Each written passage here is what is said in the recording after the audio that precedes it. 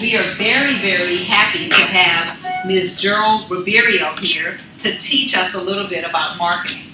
I'm going to just kick it off a little bit with what we are open to, what we're about to get into. So, Lauren, can you just click to the next slide? So, we're going to start talking about marketing and sales. And marketing and sales is all about what business market are you in. It is how the market affects your business, what are the challenges that might face this market, and how do you prepare for these challenges? So when you think about what business market you're in, who wants to share what's the market that they're in? What's your market, Rhonda? Food service. You're in the food service market. So how does this market, food services, how does it affect your business? Cost. Cost can affect. Product. So in terms of your product cost, what type of food are you going to be serving? Specializing in potatoes. So you're specializing in potatoes. So is it a restaurant or? It's going to be a food truck. Food truck. So you're in this business market of food and in particular food trucks. And the market that affects your business could be anything from farming could affect your business. Because if the farms are not doing too well, what's your business going to be doing? What else could affect your business? Gas? Gas prices could affect your business because you're in the food truck business. Anything else that could affect, what other markets might affect your business? Anybody else know what other markets might affect her business? We have gas because she has a truck. We have farming or because of the potatoes. I would say the mechanics of the truck, the operation of a food Operations truck. of doing a truck, repair services might impact your business. So there's a lot of markets that may impact one business. And that's something that you have to be aware of.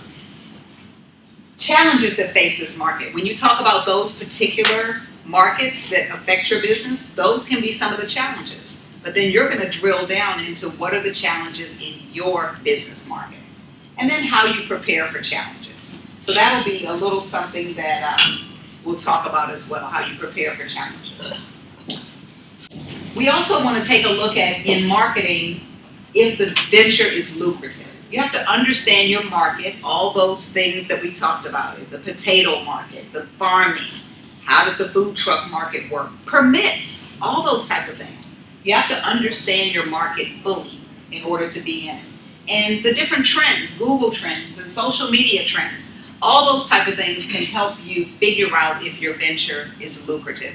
Googling things, looking them up nowadays, that's just what you do.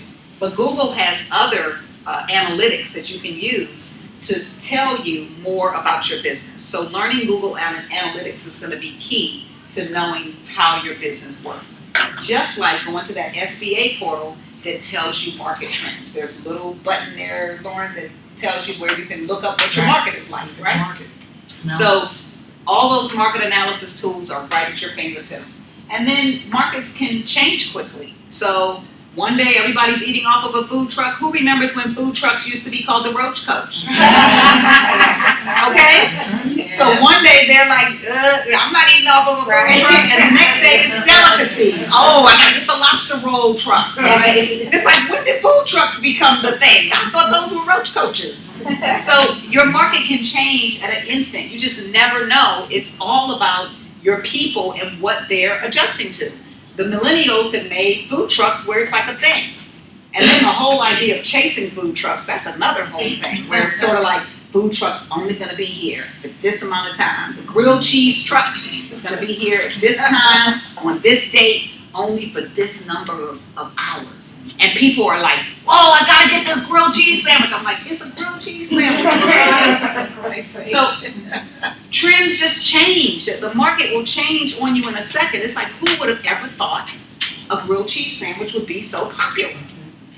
So markets can change quickly, and you have to watch that in your marketplace. And then there's always competition. I've never seen so many food trucks. I went down to Abbott Kinney on a Friday night. It's food truck night, I guess. Because every truck you could think of. There was an ice cream food truck, a lobster food truck. I didn't even know what to get because it was so many trucks. So I thought, is this like a sample fair? Can I just get like a dollar sample at each truck?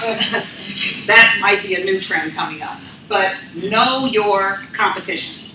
There's always competition. You need to identify it and understand your competition's strengths and weaknesses, because when you know your competition's information, then you know yours. So you want to learn and build off of your competition. Don't be mad at your competition. They did it first. They created the wheel. You can look and see, how do I create the wheel better? Right now, so Uber started this. First it was taxis. Then it was Uber, who built off of taxis. Taxis are all mad. No, don't let the Ubers in the airport. And then Lyft said, well, Uber doesn't have any competition. So then Lyft created Lyft. And now there's a lot of other small little ones that do the same type of thing, car services. And I just learned yesterday about something new called Honk that I wish I had created. Has anybody heard of Honk? Honk is building on the Uber and Lyft model, but they are taking the AAA market. So instead of having a AAA membership, you honk on your little app, honk, and they'll come and fix your car on the spot. So they're using mechanics and all these different people, and they just partnered with Farmers Insurance. They have like $18 million venture capitalists, their first run at $18 million.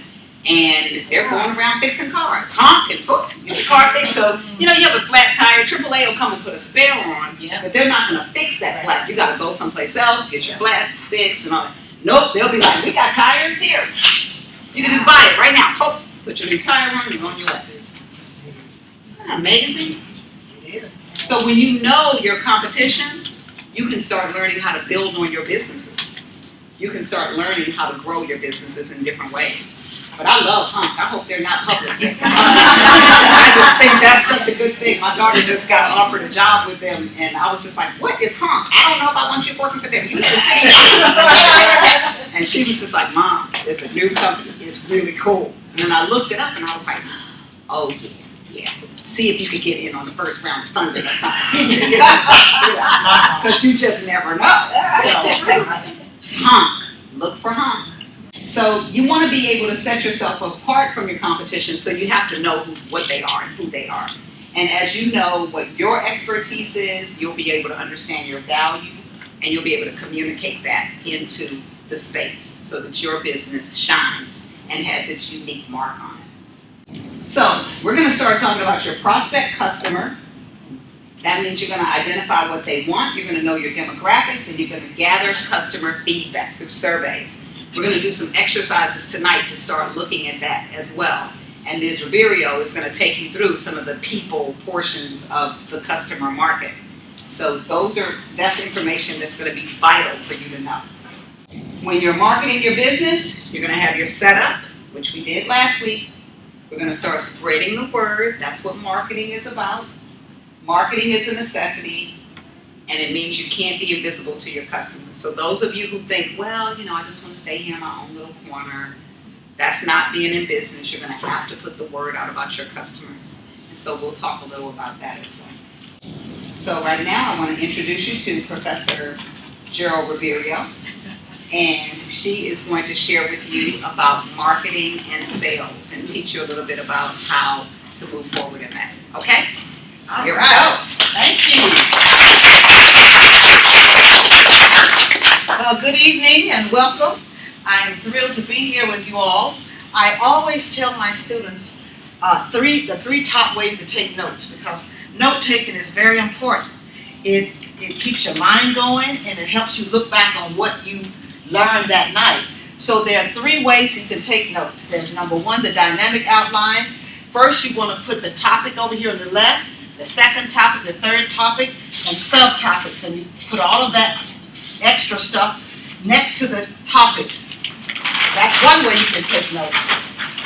A page split is that you take your page and you draw a line down the center, on the left side of the page. You write topic 1, then you write keywords. Topic 2, keywords, and then you take your notes over here.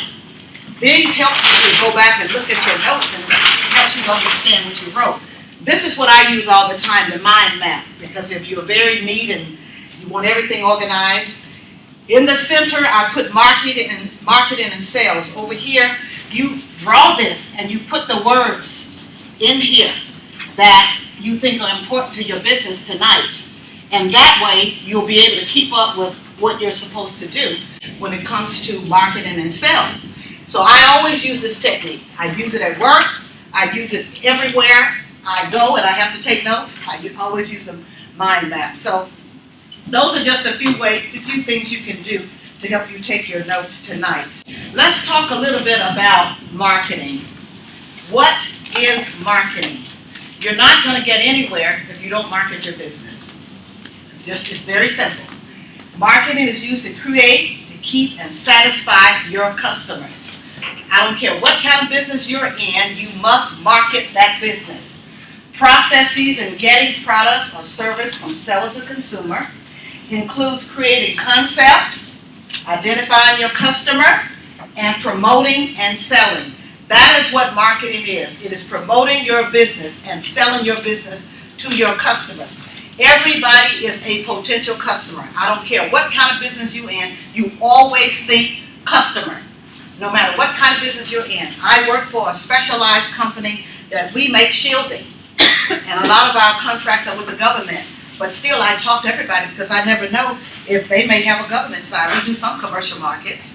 So you always have to think that everybody you talk to is a customer, is a potential customer. Terms in marketing: target market, buyer persona, and customer persona. Analytics, A/B testing, business to business, business to customer, blogging, and content. Now, when I target a market, the government is the only one who can sole source. They're the only ones who can sole source. So some of our contracts just come to us through the government, because if you're going to buy some shielding from Raytheon, the government has already told Raytheon you have to buy XYZ from the company that I work for. They have no choice, they have to come to us. That's easy marketing. We don't even have to market. We don't have to market to them because we know the government is going to tell XYZ, going to tell Raytheon that they have to buy that from us. But very few businesses have that advantage. So you have to know how to market your business. And as I said, everybody you talk to is a potential customer. So let's talk a little bit about the 5 P's of marketing. Market mix is a phrase used to describe varied choices of process to bring product or service to market. Here are the 5 P's. People, product or your service. Place, price, and promotion. People, everybody you talk to is a potential customer. Product is what you're going to sell or your services. Your place is the location of your business. Price, of course, you have to have a fair market price. And promotion is marketing and advertising. People. The people element refers to yourself. It refers to you, your staff, and your customers. Very important. We have a customer service department, and that's the most important department in our business. And I do not play with people in customer service. You will be fired on the spot if you ever disrespect a customer, if you lie to a customer. I do not play when it comes to customer service, and you should not either. You always tell the customer the truth, the first time, not the second time, the first time. You'll need to consider both your staff and your customers if you're thinking of growing your business. Think of your employees, which is your staff.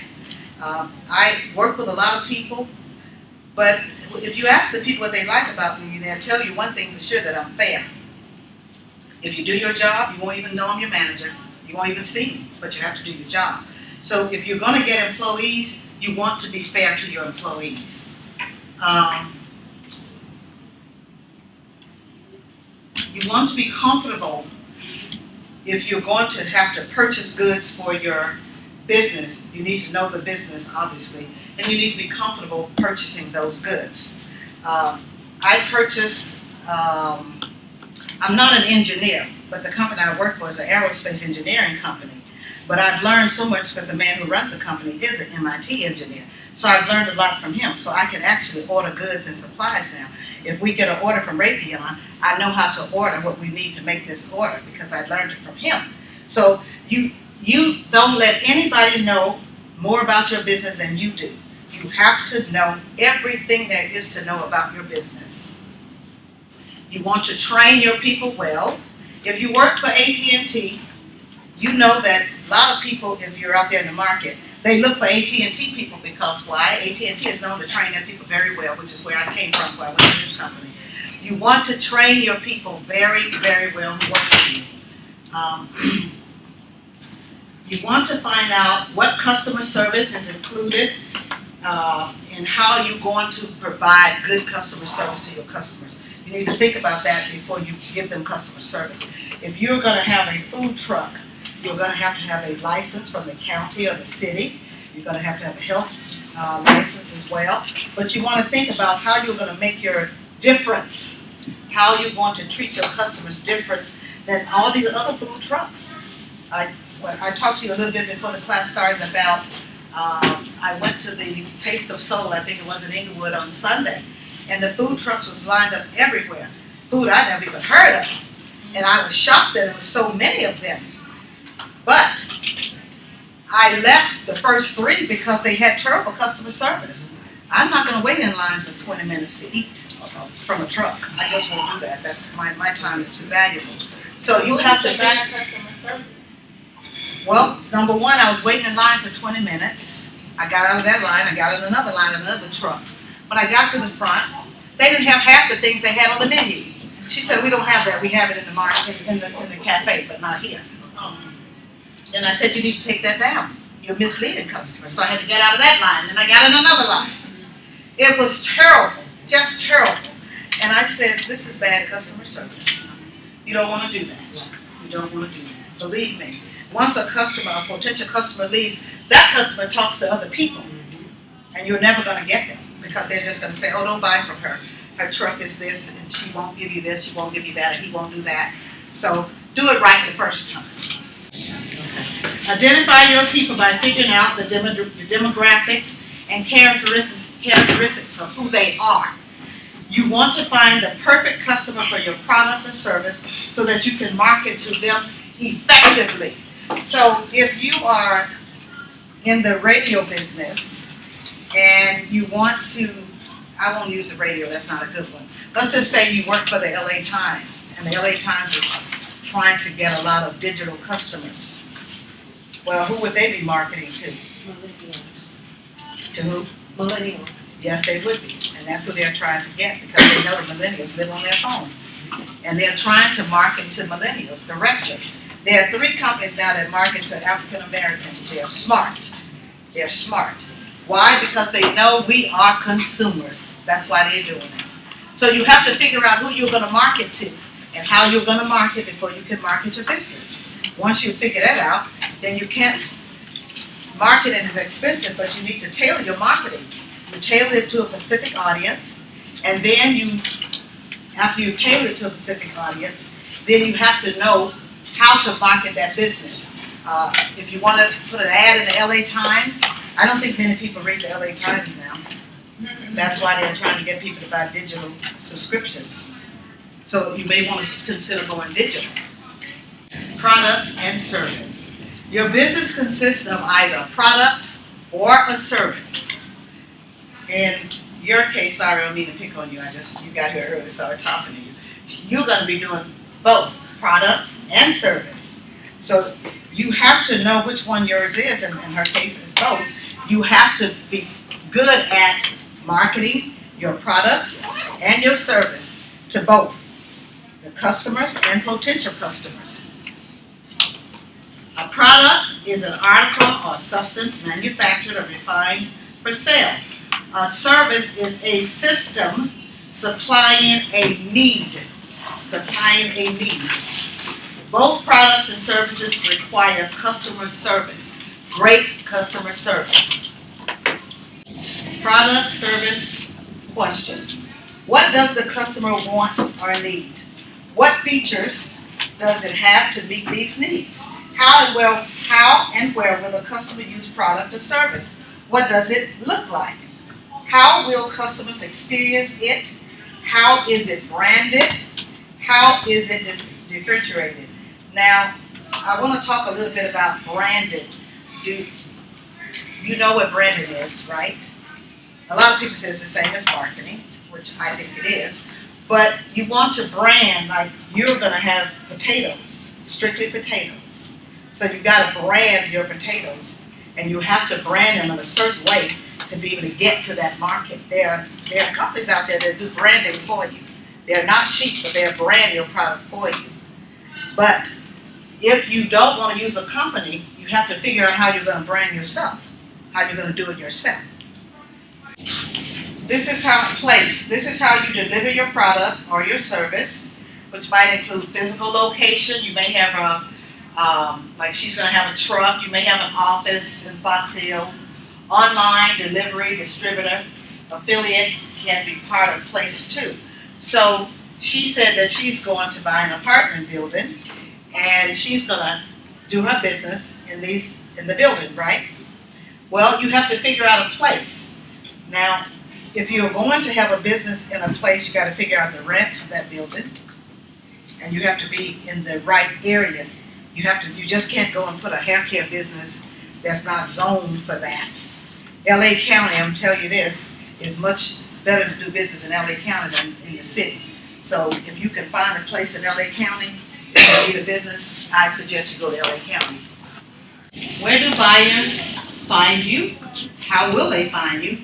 What type of store? Online, direct, catalog? How can you access the right distribution channel? Do you need to use a sales force? What do your competitors do? How can you learn from your competitors and be different? Now, salespeople are expensive because you have to pay them minimum wage. You have to pay them a base salary, usually. So you may want to use brokers. They get a portion of whatever they bring in. So you have to have employees, no matter what kind of business you're going to get. You're going to have employees. So you need to consider how you're going to get these employees and how you're going to pay these employees. Price. Price is set in value for your product or your service, which includes all parts that make up your products or your services. It depends on your business position in the market. It's either too high for your customers, it's either too low, and it can affect your profits, your bottom line, and consideration in finance and marketing strategies. You have to figure out what your nut is what I call it. You have to figure out if you sell hair care products and you pay $2,000 for these hair care products, and you're going to go and resell them. Well, you're not going to make if you made $4,000, you haven't really made any money because you had to drive someplace to get these hair care products. You didn't consider that. The wear and tear on your body to go get them, the wear and tear on your car. So you have to figure out a nut, your bottom line. You got to figure out how much it's going to take you to make a profit. So you don't want to price yourself out of the market, but you certainly want to add in profits. So when you start to make your financial sheets, you need to know how much it's going to take you. You have to include your advertising costs in there. Everything has to be included in your price. If not, you're going to be shortchanged, and what will happen next? You won't have a business. What is the value of your product or service? Are there price points in this area? Is the customer price sensitive? What discounts should be offered? How will your price compare with your competitors? Now, you always look at your competitor's price. If they are selling rugs for $15, that's probably the lowest they can sell them for and make a profit. You have to figure out, when I worked for AT&T, I'm sorry I'm jumping around, but when I worked for AT&T, I was a sales manager. And AT&T, as you know, is the most expensive phone company out there. And I told my sales reps, but if you're trying to sell on price, you're never going to get a customer, and you're not going to be on this team because you can't make your quota. I'm looking for people who can go above their quota. Tell them why AT&T is so expensive. because AT&T is 125 years old. They have more cable in the ground than anybody ever. Sprint is AT&T's biggest customer. That's why AT&T is so expensive. When the Northridge earthquake happened, almost everybody in Northridge had Sprint, but AT&T got them up. Sprint could not get them up because we got them up on our lines. And I told my reps to go and tell customers that. And they began to win Sprint customers just like that. Just like that. So you have to find something different from your customer to say that this is what I'm selling and this is what my service offers. And it's different because, why?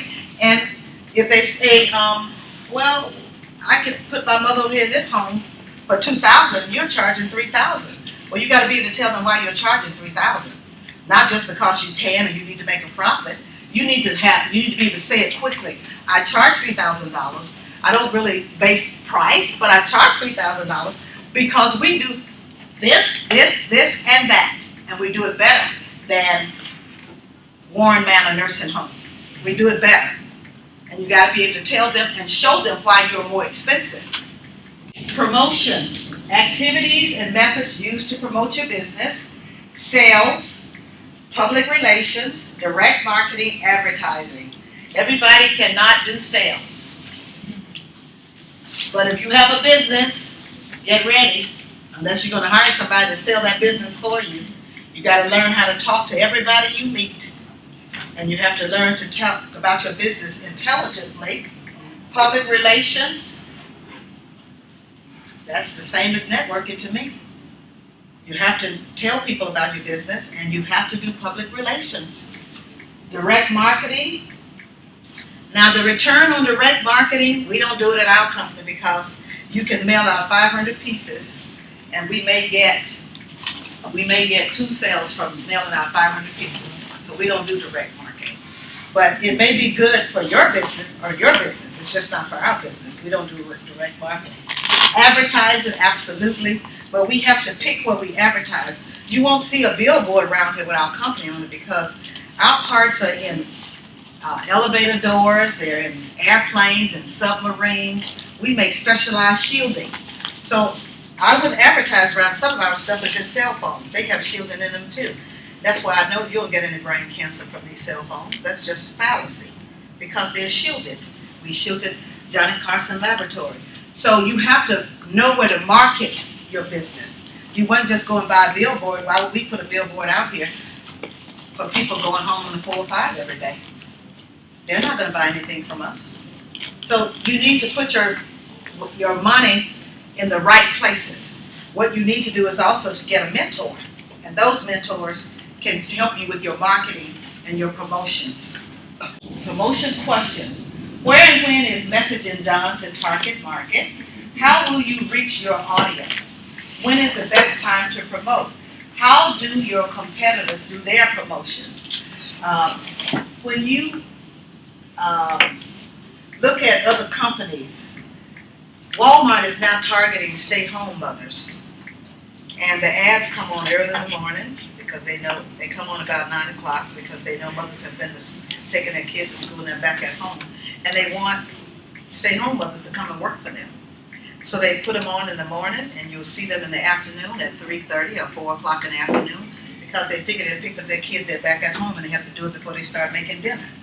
So you have to figure all these things out when you start marketing your business. If you're going to market your business via the radio or television or whatever way you're going to market it, you need to figure out the best times to do your marketing and who you're going to target your market audience to. You can look at how your competitors do it. The business that you're in, I know someone who owns what is the business called? This is for mentally developed clients. Okay, now I know someone who has a business like that. He never advertises. And I said, how do you get customers? He said, word of mouth. Word of mouth. I just tell everybody I meet that I have one of these homes, and if you have somebody who needs help or service, bring them here. And he has a waiting list. He told me he has a year waiting list. And he's in a house. Yeah, that's the best service. Promotion and traditional marketing. Television, Print would be the newspaper and the radio. So you have to consider all of these. If your competition is doing television, you better get the money to do it too. If your competition is in the LA Times, better be in the LA Times too. And if they're doing radio, better do radio as well. So it's not cheap to do advertising, but it can make or break your business. If no one knows that you're selling potatoes, what is the point? How will you make money? How are we going to know? I know because I talked to you today. So you want to consider where you're going to do your advertising, and you may have to use all three of them. Yes, sir. Yeah, well, social media advertising, is that, do you think that's effective? Yes, very effective too. It depends on the business though. We don't do it because our business, there's no need for us to do it. But if you're trying to go after millennials, most people are on social media. And you will have to put it on social media. If you want to get everybody, include them. I have a daughter who's a millennial, and she hates it when people we blame everything on the millennials. And she said, I'm very angry, mother. I'm very. She said, because I want the same things you and daddy wanted. I want a house, I want a good job, I want the same thing. And everybody's a product of their era. In the 70s, we had our music, real music. Yes. We had the platform shoes. Yes. And she said, we have the internet. And they have this Disney stuff. So stop blaming millennials for everything that's wrong. I don't do it, but she's told several of my friends, stop it right there. I'm not going to be blamed for what is wrong with this country. Market your business and create a website. Now I think this is mandatory that you have a website. You must have a website. You must have a contact us page, a product or service page, questions and answers page. I'm doing, aside from having a real job, I'm doing the J.L. Chestnut Jr. Foundation. My father was Dr. King's lawyer during the civil rights movement. And before he was cold in the ground, he died in 2008, we created the J.L. Chestnut Jr. Foundation. And since there are 6 of us, one of us is supposed to run that foundation this year. I run it next year, my brother, blah, blah, blah. Most of my brothers didn't do anything. But I said that because we created a website, but my 16-year-old niece created that website. Go and look at it. She created the website, and we went to, I don't even know who it is now, some cheap place that we paid for the domain and whatever else you have to pay for the website. But people would know about the J.L. Chestnut Jr. Foundation if we didn't have a website. Walmart gave us some money. I have to use the money in Selma, Alabama, because that's where my father lived, and that's where we started the foundation. But Walmart went to the website before they gave us the money. And most people are going to go to your website because why? They believe if you have a website, you're legit. So create a website. If you can't do it, find a teenager, because I guarantee you they know how to do it. And they can do it for free, most of them. Market your business social media, what you asked about. Increase click-through. Increase accessibility. Now, all of you probably are on social media. I'm not. I don't either. I don't have time to do it. But to do a business, you got to be on social. You have to be on social media. That's just the way it is today. You have to be on social media. And if you need somebody to, maybe your child or somebody close to you who's helping you get your business going, maybe they can keep up with social media for you. Jan Perry, I follow her all the time. She says, why don't you get on, what is that? She always tells me to follow Instagram. I said, I don't have time to look at pictures on Instagram, honey. I have a real job. But my daughter follows her for me on Instagram, so I can know what she's doing. But I don't have time for that. But it's necessary for me to know what Jan Perry is doing. So it's necessary for you to create an Instagram account as well. If you can't do it, let somebody else do it. Somebody close to you, your daughter, somebody who's going to work for your business, let them do it. But you're going to have to be on social media. I just don't see another way around it. Market your business networking groups. Now, access resources, marketing assistant, unique connections. There is a through the Chamber of Commerce's. You can go to the Chamber of Commerce and you can get mentors from the Chamber of Commerce. When I worked for AT&T, I went to all the Chamber of Commerce's for all of the areas that I had reps in. And I said, if you profile this territory for me, I'll get AT&T to join your chamber. Well, they profile the territory for free. Well, who better knows the territory than the Chamber of Commerce? And so they gave it to me, and I gave it to my reps. Then I told my boss, who was the VP at the branch where I worked, I told him that I wanted my reps, I wanted you to join all these chambers, and I wanted my reps to go to every real estate agent in their territory. Because who knows when somebody moves in and moves out? Nobody knows that better than a real estate agent. So you have to consider, you gotta be an out-of-the-box thinker to make your business really, really grow. When our business was sagging, I said to my boss, we don't need these sales reps. They have company cars, they have American Express, they have health plan. We don't need them. Some of the contracts that they're getting commission on, they are government contracts that the government has sole sourced to us already. Let's get rid of them. I want to keep 3 of them. My boss said, go for it. We have 3 sales reps. That's all we have. The brokers, when they don't bring it into business, they don't get any money, but they don't have any company cars from our company. They don't have medical benefits from us. So you have to. How many did you get rid of? Huh? How many did you get rid of? Well, we had about 200 because we had 4 locations. And now we have 3. That's amazing. It is. But I didn't know I was going to become the main sales rep, though. I do a lot of traveling. Sales plan. How do you sell? What methods do you use? Retail, wholesale, online. How do you sell? What steps do your customers have to take to buy? Now, you have to consider how you're going to sell to your customers. Are your customers someone who is just going to look online and say, oh, let me look up this food truck? I don't think so.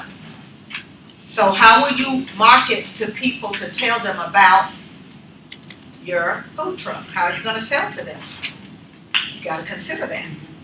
You have to consider how you're going to tell people about the homes that you're going to have. How are you going to tell people about that? How are you going to sell to them? How will they know where you are? You have to consider that. Measure and update your plan. Compare sales costs to generating revenue. That's when I talk about your knowing your nut, your bottom line.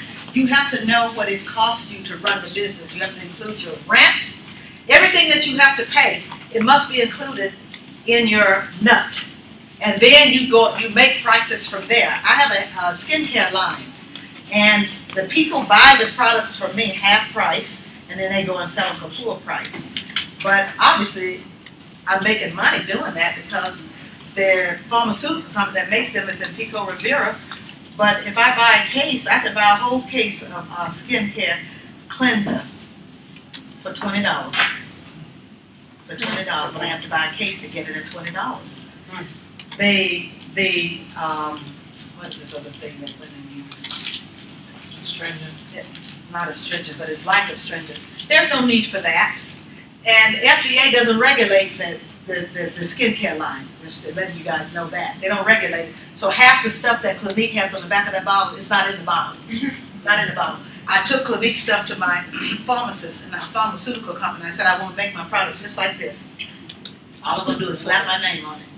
And that's exactly what I did. He was the one who told me, this, and this is not in there. So you have to, it's not. So you have to know your market, know it very well, know it better than anybody. Okay, make sure there's a positive return on your investment.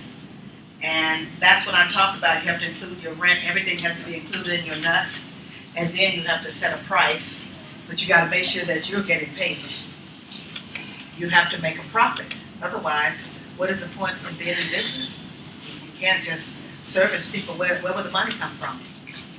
You have to make a profit. Be consistent on measurements of efforts.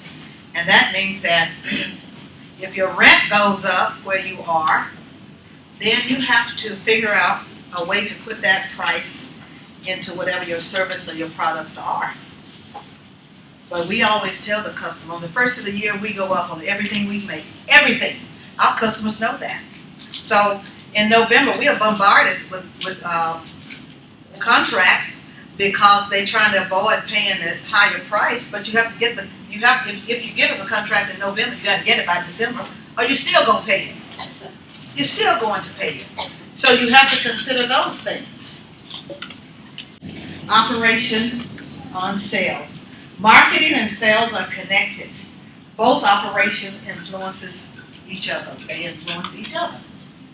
Operations impact includes where products are made, staff uniforms, product return process, customer experience shapes sales. Now, I'm starting down here at the bottom with customer experience shapes sales because clearly it does. When I said I went to the thing in Inglewood on Sunday, I went to 3 trucks and I left because they had terrible customer service. I will never go back to those trucks again. I wrote their names down, I put it in my phone because if I see them again, I won't go to them. And the third one, I said, where's your permit? Where's your license? They didn't have one. She said, oh, we have it. I said, I need to see it. Lady probably thought I was crazy. But she couldn't produce it. I said, I don't want to eat here. You don't have a license. You know you don't have a permit. Why are you over here? So you have to, when you sell to your customers, tell them the truth. Always be truthful with your customers. Just tell them the truth. Marketing and sales are connected. We already know that. If you have a truck and no one knows you have a truck, then what is the point? How will you sell your stuff? Nobody knows that you have this truck. Are you just going to wait till LA soul food thing happen on Crenshaw every year? No, you got to do that all year long to make money. So you got to let people know where you are. Where products are made, where sometimes if you're going to be making products, you have to put it on the back of the product where this product is made. I know you have to do that with makeup, and we do business with 3 companies that are in Japan, but they have a holding office down there in San Diego, so they can say that it was made in America. That's right, but it was not. It was not. It was made in Japan. They sent it down there, and they put some screws in down there in San Diego, and they slapped that thing on and said "Made in America." So they're fooling you, and they're getting money. They're getting dollars from the government. Sales/payments.